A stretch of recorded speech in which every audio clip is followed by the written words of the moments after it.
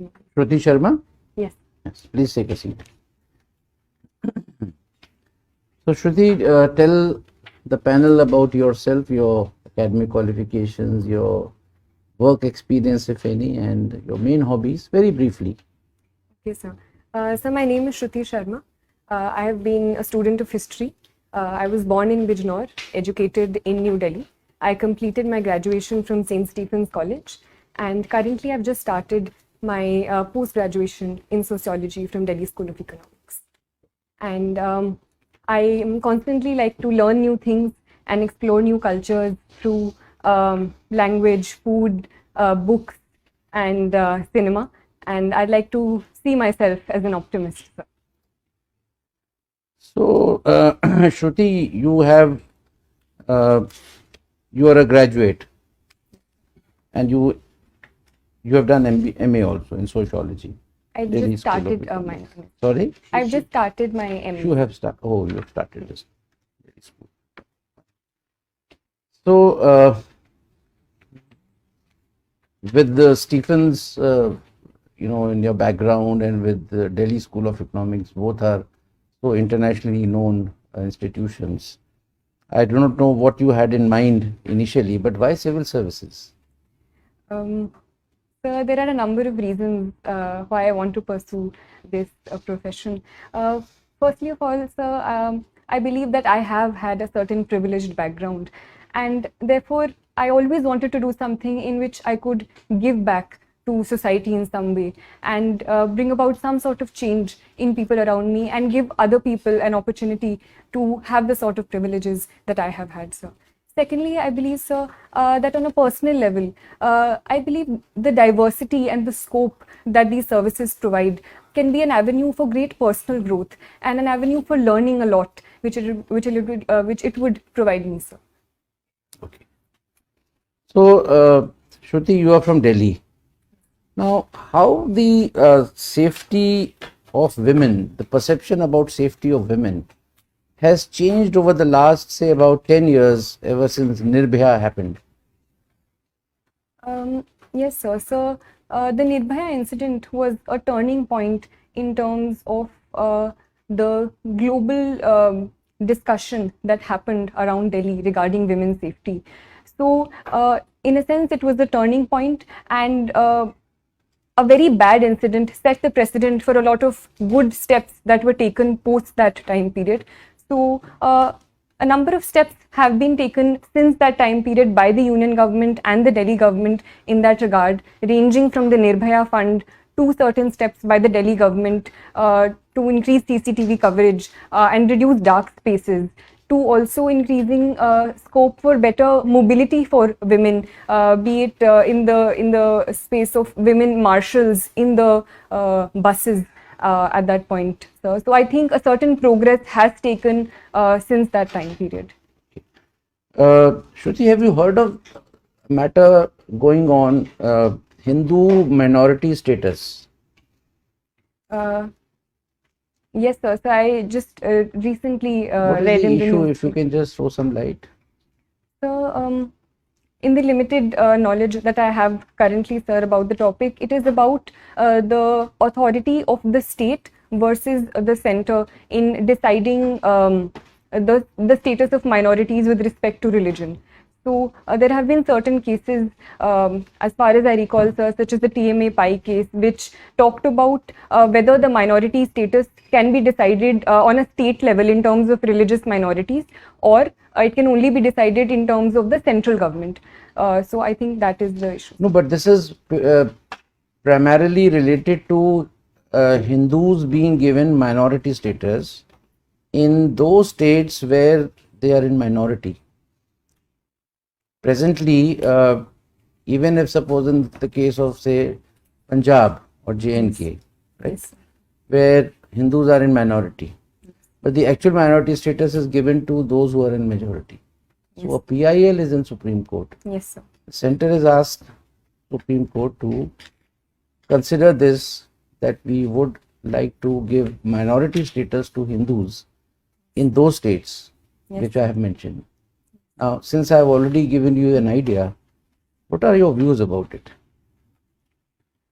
Um,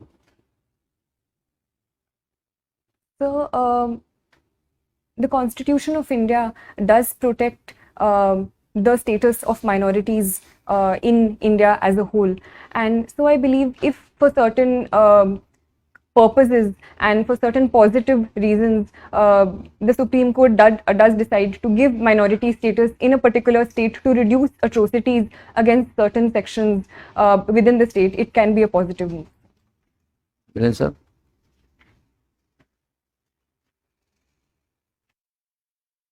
Question, I'll take it on.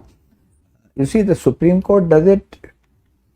Supreme Court in no way is in a position to stop atrocities.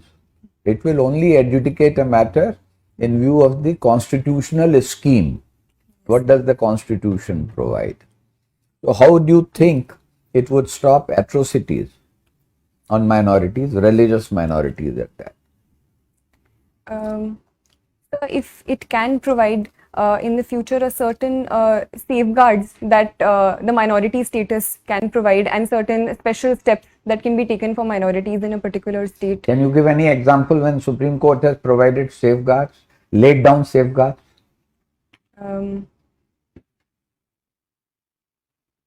You heard of Vishakha's case? Yes. Okay. You've been a student of history. Yes, sir. Who do you think, whom would you rate as a foremost historian of the later Mughals period? So,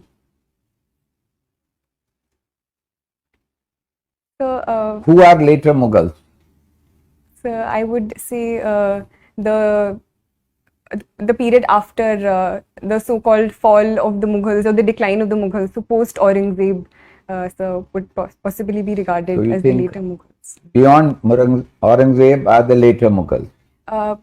Yes, sir. So which are not considered so high and mighty in the course of their achievements. Okay. Recently there has been a talk. Certain people feel that there is a need to review and rewrite India's history. What is your take on that? So I personally believe that the writing and rewriting of history has been a continuous part and parcel of history since time and forever. And I believe rewriting of history is always a positive step. But at the same time, I believe this rewriting should be based on certain facts that history recognizes and the range of sources that history as a discipline recognizes. So if the rewriting is done in that regard, it can only lead to more positive debate and discussion in the long term. What do you understand by Warsaw Pact? So the Warsaw Pact was a pact signed in 1955 in the context of the Cold War, led by the Soviet Union. It was a security pact formed in the context of the formation of the NATO and an opposition to the NATO, sir. I have another question from history, on history. What was standstill agreement? Sir, I can't recollect at this point. Okay. In your resume, I found that you took part in parliamentary debates. Now, how are at school or college level debates different than parliamentary debates? Sir, in college there are a number of formats of debate we participated in, ranging from parliamentary debate to conventional debating to turncoat style of debating, and there were a lot of variations there. The structure of the debate is a 3-on-3 format. So while certain positions were the same, such as opposition, leader of opposition, there was a whip speech as well. But I believe the parliamentary debates at school were on a particular topic. They were more structured and within a certain time limit, sir. As compared to parliamentary debates in the parliament, I do feel that sometimes they are quite long and are not in a point-to-point format as we discussed in school and college. One of your pastime or hobby is exploring word cinema. Now, what is exploring word cinema? What does it involve? How do you explore it? So the reason I chose the word explore is because I am no authority on world cinema, and I like to see and look at movies as they come to me, and as one leads to the other. So ranging from Iranian cinema to cinema of Hong Kong. You are not a student of languages. So other than Hindi and English, what language do you know? Sir, I have tried to learn reading and writing Urdu, so I know the Urdu script. I like to learn a few phrases here and there from my friends who are from different states. So you will explore world cinema from subtitles, is it? Sir, I believe world cinema is more than just dialogue. The very vocabulary of filmmaking and cinema, I believe, does not necessarily need language to convey it. Sir. So I think that is my interest in world cinema. And subtitles, obviously, sir, help me understand the story better. Have you heard the term soft power? Yes, sir. What does it imply? So soft power is usually used in opposition to hard power, where hard power talks about a certain military might. Soft power, on the other hand, is the influence of culture and other aspects in increasing the might or the influence of a certain country or power over other powers. So cinema can also be one example of any other illustration of soft power in context of India. So India's cultural outreaches, for example, yoga and international celebration of the International Yoga Day across the world can also be an example of India's soft power. Okay, thank you. Well, Shruti, you are from your home district is Bijnor. So tell us something about Bijnor. Sir, Bijnor is a district located in western UP, sir. The river Ganga flows through it, so it is a very fertile state. Sugarcane being one of the major crops of Bijnor, and therefore sugar mills and the sugar industry is also very well developed, with 5 of the most largest sugar mills located here. In terms of historical importance, the place Vidurkoti is associated with Bijnor. There are a number of prominent personalities from Bijnor, ranging from Vishal Bharadwaj in cinema to poets like Dushyant Kumar, to historical figures like Abul Fazl associated with Akbar, sir. So it is truly a very rich. What product has been assigned to Bijnor district as a part of ODOP scheme of government of UP? Sir, woodwork and wooden craft, especially associated with Nagina, is assigned to Bijnor. Okay. So what is this Amrit Mahotsav? We keep hearing about Amrit Mahotsav. What is this Amrit Mahotsav? Now the whole country is celebrating Amrit Mahotsav. Sir, the government of India is celebrating 75 years of India's independence through Azadi Ka Amrit Mahotsav, where we are celebrating the Indian culture through performing arts, through our handloom, through celebrating our history. So various steps have been taken under this, ranging from establishing tribal museums to organizing certain cultural events to organizing quizzes related to India's culture on online platforms as well. Okay. So basically we are celebrating 75th year of India's independence. So even after now 75 years of independence and so much of progress on various fronts, still we have a good number of people who are having severe problem of poverty. As per recent data of Niti Aayog and even the international poverty check, we have, I think the number of course varies around 7% to 12% from different sources. What could be the reason why we have not been able to tackle this problem? So, I believe that a lot of progress has happened since the time period of India's independence, where close to 60 to 70% people were below the poverty line, to currently today, where close to 20% are considered according to the Tendulkar committee report. So a certain progress has taken place and the progress is ongoing, sir. But simply because of the huge challenges associated with such a large country, with such a huge population, and the over-dependence on agriculture to a certain context, I believe has been responsible. But government steps are ongoing to reducing these hurdles by taking steps in the realm of industry, in the tertiary sector and other spaces. What is the current size of Indian economy in US dollars terms, approximately? I can't recollect the exact rate. So we have set a target of 5 trillion US dollars economy by 2024-25. Currently we are at around 3 plus. Do you think we'll be able to go somewhere nearby by that time? Is there any, what measure do you think can Government of India take to really give a big boost to our growth? Yes, sir. So I do believe that I am an optimist. So I would say that we can surely reach this level. Certain obstacles are there, especially in context of the COVID pandemic and certain repercussions of the COVID pandemic, which have been on the global economy as a whole. But personally, sir, and as per the Niti Aayog report as well, infrastructure is one area where we do need to spend a lot of money in. So the Niti Aayog has said that $4.5 trillion should be spent in infrastructure creation till 2030. So that is one area we need to work on and are working on. Secondly, sir, is the area of industry and manufacturing, which the government has also given a lot of importance to, especially the PLI schemes and Assemble in India programs, which we are encouraging.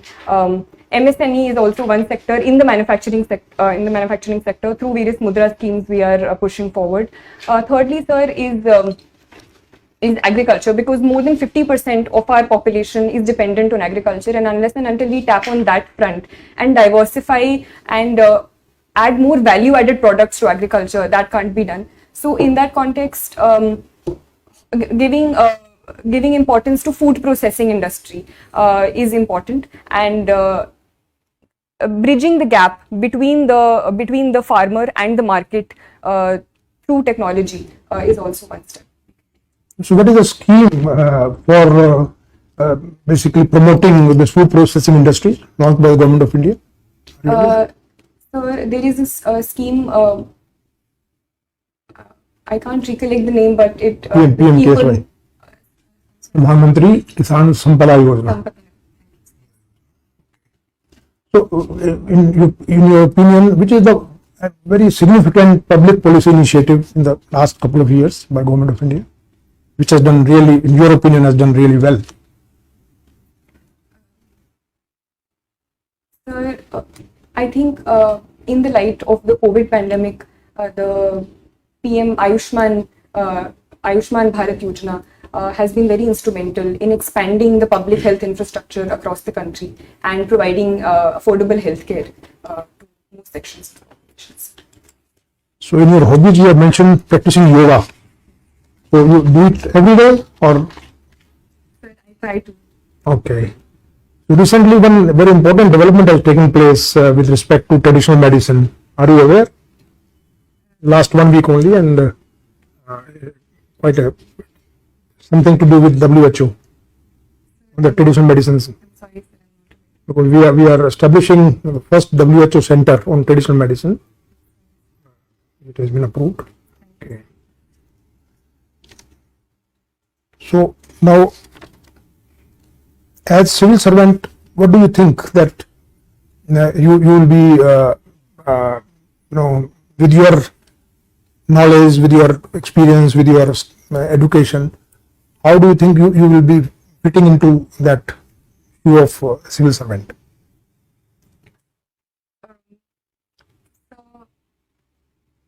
Sir, as per my background, I feel that my background in history can help me understand present social realities in a more wholesome way, and therefore solve them using that background of history and the social sciences, sir. So firstly that. Secondly, sir, I believe, I think I do have an ethic of dedication towards my work and personalized work ethic, where I am able to stick to deadlines and perform work in an organized manner. So that I think can help me, sir. Thirdly, I believe, sir, that I like to work in teams, and I have good interpersonal relationships with people around me, and I have been told so. So that also I think can be an asset. So have you any experience of working in a team in your college or university days? Yes, sir. I was in school. I was in the student executive, and I was appointed as the secretary of cultural affairs. Okay. So we organized all school events and participated in and organized all the events during the entire school year. Thank you. Shruti, you are a student of history. Yes, sir. And you had sociology and studying sociology. What was your optional paper in the exam? It was history, sir. It was history. Yes, sir. Okay. What stand has India taken on the Ukraine war? So Ukraine, India has taken multiple stand on the Ukraine war. It has taken a very assertive stand in first and foremost condemning the violence perpetrated by both sides. So, and it says that it is bound by the UN Charter and stands for UN Charter and territorial integrity and sovereignty of any nation. It has also been talking to both sides and arguing for and asking for a position of dialogue and diplomacy to solve the war and a complete cessation of conflicts. What is India's voting record in the UN Security Council and General Assembly? Sir, I'm sorry, sir. In the context of the Ukraine war,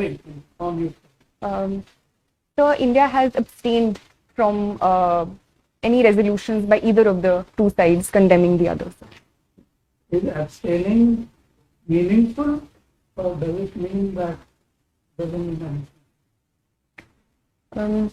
Sir, in the context of India, I think it is a meaningful stand, and it helps India maintain its strategic autonomy on the issue and upholding its national interest in both cases, at the same time providing itself an avenue for talking to both sides simultaneously and not antagonizing any of them.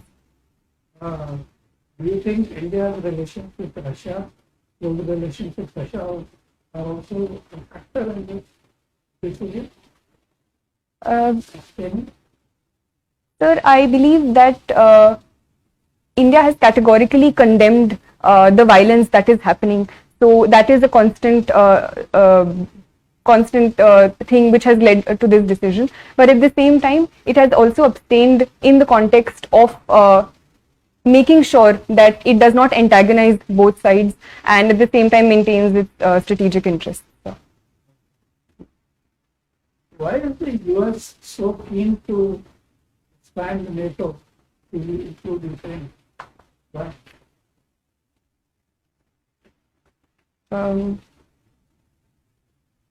So, in my limited understanding, I would say simply in terms of the conflict with Russia and the antagonism with Russia and USA has been on since the Cold War, and simply in terms of increasing its sphere of influence and is something that the US has in mind, especially after the Crimea annexation in 2014 as well. What did Biden say in his speech in Poland? He came out with the real intention to, what was his real intention in extending NATO including Ukraine? Sir, I'm not aware about this exact He said statement. we want to change the regime in Moscow. Okay. Regime change. Okay. And Russia is the real time. Okay, second question. You must have read about the partition of India. In your view, who was responsible for partition of India? Because different people are saying different things. Some are saying Jinnah was responsible. Some of our own stalwarts are saying Nehru and Patel were responsible. In your view, who was responsible? So, So the unique thing about history is that we never get very direct answers in any case. So there is always a conflict of interest. And I personally believe it was a sum of many things together which led to the partition. And it was especially the political developments which happened in 1946 and 1947 due to the political violence and the violence which happened in Bengal and Punjab during that time, starting from the Direct Action Day, as well as the role of certain politicians such as Jinnah, and the political mobilization that happened after that, which ultimately led to the partition, along with the role of the British governments.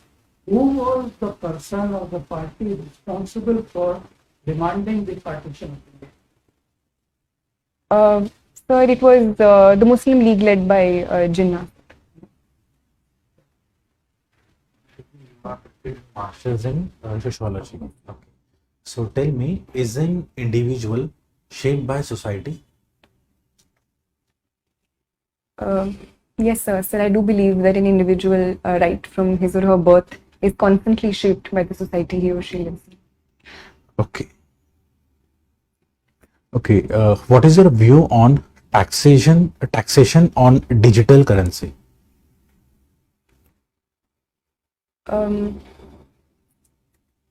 So this was a step that was taken in the context of the current budget, and where cryptocurrencies have come under taxation, sir.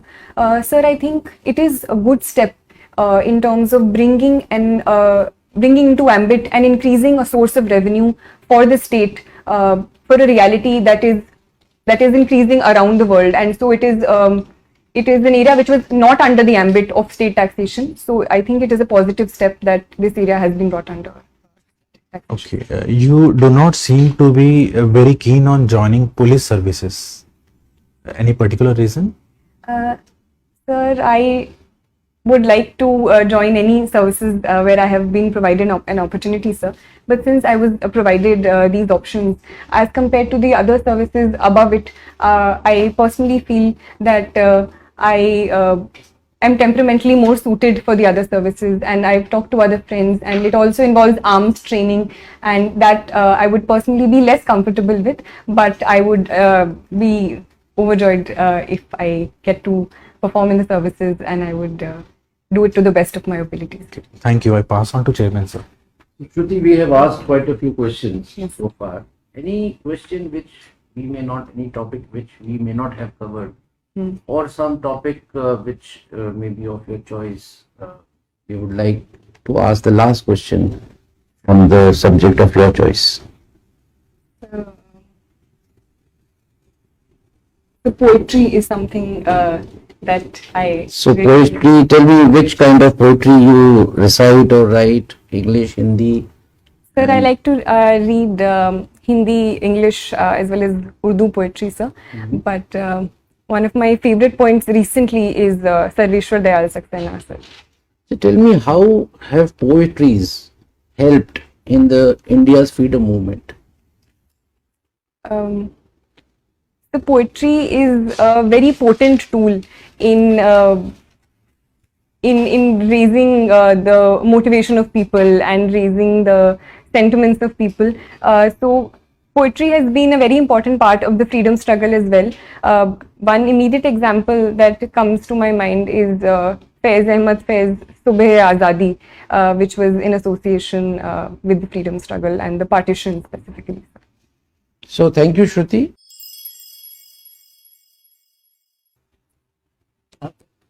So Shruti, we have good 10 minutes for feedback. Our strong point is that we give, so long as you say that I don't need anything more to know, we will not let you go. Okay, so give your own assessment about how your performance. Sir, I think my performance was okay, sir. There were a few questions that I feel that I could have answered Like? better. So there was a certain question about Ukraine and Russia, where I felt I was repeating myself, so that I But thought, we didn't feel it. okay. What else? There were a few things I couldn't recollect, like the standstill agreement and things that I think I should have answered, like the Biden speech, as well as a factual question asked by Sir. So there were certain things which I should have known about the yoga and Okay. WHO, which I couldn't recollect at that. Right. So Shruti, the panel's assessment is, one or two questions not answering, not knowing the facts, really doesn't matter. Right? Basically, a test of personality rather than your knowledge at this point in time. Now you were excellent. Your performance was very good, and I would say flawless. But it's always good to identify a few loopholes. Some of them you have identified yourself. So not referring to the answers that you could not give, especially knowledge related, but I will certainly point out your little weakness on the current affairs. Yes. You had not read the newspaper of yesterday, today, and that is why you did not know much about the Hindu minority status matter. Otherwise, you would have, just like other answers, you would have very fluently, you would have answered this. Yes. Number two, we were slightly amazed that when the esteemed member asked you about the how much $1 trillion economy India is, you were just blank. And when he again asked another related question, then you were, you were so fluent and thorough in all the matters, So what made you just keep quiet on that question? Sir, I'm not very good with the facts, and so No. I think I need to brush up on. No, that's okay. So my advice to you is, generally the facts are not asked, right? However, certain macro indicators you're supposed to know. अब कल आपसे कोई पूछे GDP का क्या, sir वो fact है ये, तो फिर ऐसे तो एवरीथिंग इज अ फैक्ट. सो अब फैक्ट में होगा कि कुतुब मीनार किसने बनाया, ताजमहल किसने बनाया, और कितने वर्कर्स लगे थे ताजमहल में, ये तो नहीं पूछेंगे. But these are broad indicators, inflation, GDP, how economy has gone down up to what was the negative GDP that we registered during the COVID and all. These are things which you are supposed to know. So my advice to you is, when on such a question you were asked and you did not know exact the number, don't keep quiet. Sir, I am not able to, as you had said in many other questions, I am not able to recall. But you knew about $5 trillion economy. You knew. Yes. Immediately उसके बाद कहिए कि sir, I am not aware exactly how much we have recorded this year. However, I am very much aware of the fact that India is aiming to become a $5 trillion economy. Initially, it was to be accomplished by the year 2024-25, and that's all. Then he can ask you. In fact, the basic idea about asking the question was not to test your knowledge as to how much is the. Yes. It was basically to know, because if you are not able to answer the first question, he need not go into the details. Yeah. No point in embarrassing the candidate by asking a question again and again जिसके बारे में आपने पहले ही surrender कर दिया. So have you understood? Yes, sir. If you know a little bit about it, you can always say, sir, I'm sorry, exact, I do not know. Then they may say, just guess. Now, that also would not be done. But even you cannot say somebody, I was told in the mock interview that you will not ask such a question. You can't say. तो जवाब तो देना ही है. कई बार hazards भी आ जाते हैं. But there are certain norms, rules, but there are certain hazards, which are away from the norms and rules that you have to be prepared for. Thirdly, your first question about giving back to the world. You mentioned 2 points. Yes. Giving back what I have accomplished, the privilege. Now, what privilege? You are just 24 years old. अभी तुम्हें दुनिया ने दिया क्या है? right? You can say when you are at the fag end of your career, maybe people like us who have retired, we are giving back to Child Academy, our experiences. So at this point in time, this answer is not apt. But second thing that you mentioned about diversity, you expand that a bit more, right? So public services, the basic difference between whether you are an academician, whether you are a corporate in corporate sector, when you have to choose the civil services, the first thing is that you are joining a public service. You're keen on public service. That is the uniquest part about civil services. तो public services में कई बार ये भी पूछते थे, public service करनी थी तो you should have become a leader, political, you should have joined politics. Yes. Somebody can ask you. So you can, find an apt reply to that, but वो पूछेगा नहीं ज़्यादा. So these are the 2-3 things which otherwise in terms of communication, in terms of your body language, in terms of your confidence, in terms of your fluency and the use of words, Shruti, I must say that you selected such rightmost words, to explain your point. That's your strength. We have assessed you as 70%, which ours is the highest. So you have begun with a good note in the morning, and any questions if you have. Yes, sir. I wanted to ask one thing also, which sir asked about the IPS. So, do you think I can give that answer, or is You it get the appropriate? right answer. Yes. Please.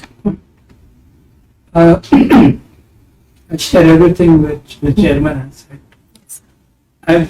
Myself am particularly pleased that you have given the foreign service as a second choice. You are the first candidate who has not given it as a third choice. Yes, sir. And but if you have given it as your second choice, Yes, sir. then for issues like Ukraine, you need to go a little deep into it. Okay, sir. Okay. So that is what I would like to say. Selection of words was mentioned, and that is a skill, and one of the essential skills required for a diplomat. Yes, sir. So don't change. My own advice is don't change your option. I'm joking. Okay. To you. So once I wanted to ask sir, what would be a good answer to the question where you asked about is Russia one of the concerns why we have abstained? Russia is the concern, which is the main concern. Yes, sir. Because the US has been putting pressure on us Yes. to vote with them. We have resisted that pressure. Why?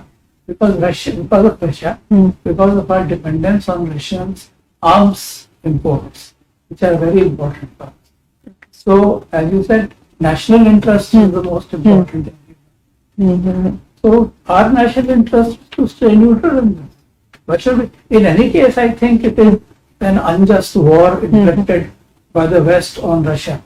Yes. You don't have to say so many words, but most of us in Delhi, the foreign service community, they see it in these terms. So it is you are also on the right side of history. Though your Western media will tell you that you are, why is India not looking for us from that? But if you ask this question, then you say because of our national interest, because we import arms. And at this point, with China on our border, one side, the arms we need spare. Okay, sir.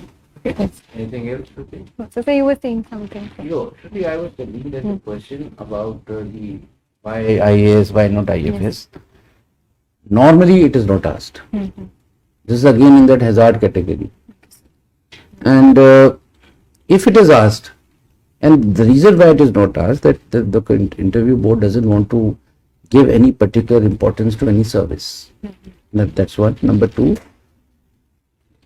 the perception of the candidate should not be like this, that this service is superior, this service is not so superior. You haven't got into any service. You can get anything, so why should you get disturbed about it? in case somebody asks, like it was asked today, the best thing would not to compare the services, which you did not, and take it on yourself. Sir, I am best suited. I thought my personality or my not even liking, I'm more suited for, or I'm not suited for the Indian police service, which you said. Without criticizing, sir, a lot of foreign, this is a lot of traveling, I want to be in India, this, that. Or my father said this, mother said this, no.